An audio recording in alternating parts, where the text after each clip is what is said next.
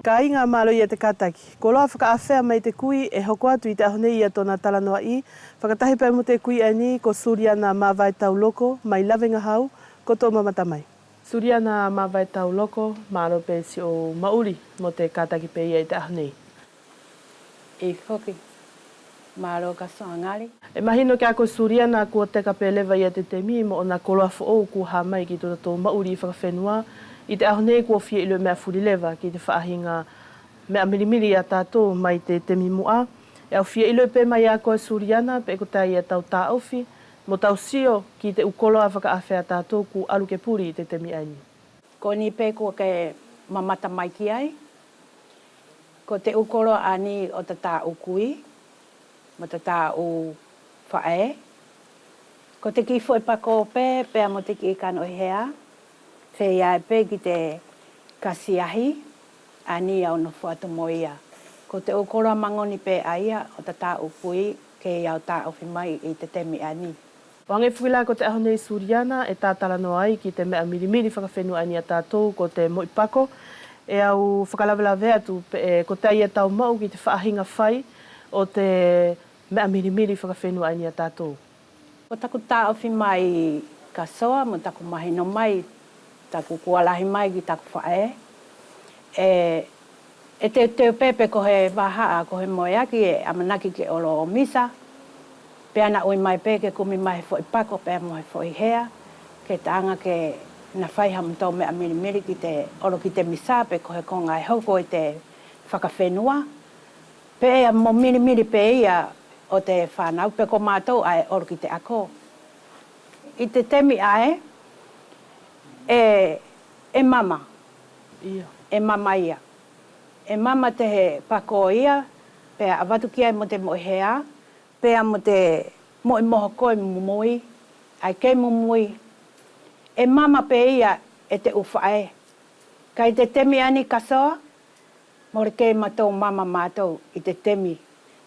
Kua whakamaa pe ia mātou o au mai, e aia ki te ki iloto pepa ai, te pako o tuki. Ka hoki o si aia kasoa, tuki aia malu. Pea hoki whawhaolewa ia ki aia te hea.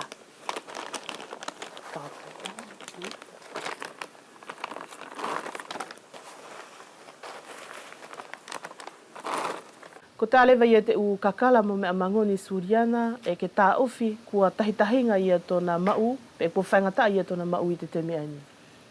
Ko te pako Kasoagali, ko tahitahinga pēnei te konga mea e ke mau ki ai he fo I pako. Ia. He ko tōna uhinga ko te temi ae, e iei te uwhaha ia ne mahani mai pe ai maka ia te mata one. E hangela o whakatātātu la ki te kolo ani o la venga hau. Ne ko te mata mea ia ai tai e ke alua tu pe ko au ki te mo mea ana te pā. E one pe ia. E mawhora ai pe te pako ia. Pea ko tōna uhinga ae, kua tanu lewa whuki ai te temi ani ia te umata tai. Aki te maka. Ia. Kua whakamaka mai lewa whuki ai te uwhahe angela o whakatātātu ki te kolo ani o riku.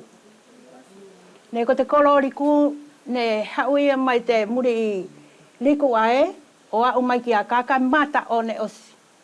Mau ai te kolo ani. Ia, ko te pako. Te pako. Au mahalo lai te temi ani, mole lake he ki fo pako ke mauri whakalelei I te uki waha a konga aia. O whea la hangai ko te kolo ani o kui ala venga hau. Mole lake he fu pako ia ka sio ki ai. Pe eke whakafuafuala Suliana ko te holai fia a pe ia tau aluwhuki o whekumi ki te ukakala mo mea mangoni. Ai whuki mo whai agi e tau moi pako pe ke hau lewa o te tui ke liliu o moi kaloni. Sio mai kasoa e whiala ia ke aholua pe ke ahotoru. Ia. Tau alu o kumi mai hau fo pako a mai mo a ave fufuru pe ke hau aia ka pau ke malohi pe ke alu o utu mai te fukasiahi o alu o fufuru pe mai te tai. O au mai whaka moa moa. Pe hoki ki hau lewa whoki o au mai si uki te ngai hea mo ka pau e ai hau u te ngai hea o taanga. Ko ia Suliana i te temi mua ku mahino ne ko te mea mirimiri pe whiki ani a tātou, whakawhenua mai te kui. I te temi nei kua e ko tō whainga e pe ke ko tō taupou i a te koloa faka'afea ni o whara ke toi mau e pe whiki i heki i fo i whala. Pea to e lahi pe whiki i a tōna whekumi mai e te taitupu o te temi nei o hinga pa mute ki i kaloni whakawhenua ani. Mora ko heki hi fo i whala, e mau i te koloa ani. E te tau pe ki tau hanga o totongi a te hea atea. Pe ko tau whai ani te moe kaloni ko te pako o whakatahi o whai ko tau moe pako o hingoa fuki ko te moe pako. E au whakatātātu la ki a koe, ia te ki hina ae. Ki hina kasiahi? Kasiahi. Ko te hina kasiahi, e tahitainga e mori whea lai e kau ave a te ana iau te kasiahi o voti. Ka kāke whawhao ia te ki hina ae o ave o voti i te, aki te pako, aki he moe pako. E tōrua whea te ki hina. Pe ia tona tahi voti e tahi a u ati sana, e lua wheni mange au. E whea lai ke whaiha uki whohina, e lua i te lua wheni mange au, kua ni maa whea. Ka soa ka kua pipiko pe whoki si haha ai tona whai o ave ki te pe whai pe whoki la mo miri miri. E whakamalo atu Suliana e amanaki e te loto kulang katoa pe i e te u whekumi ki te u koloa faka'afea tātou, tā whito i e te moi kaloni whakawhenua ani a tātou ko te moi pako. E au tuku atu lewa Suliana pe e ko te ai hau whakaamu o uhinga pe mo te tau paufuki o ata tau koloa whakawhenua ki te taitupu ke muri mai.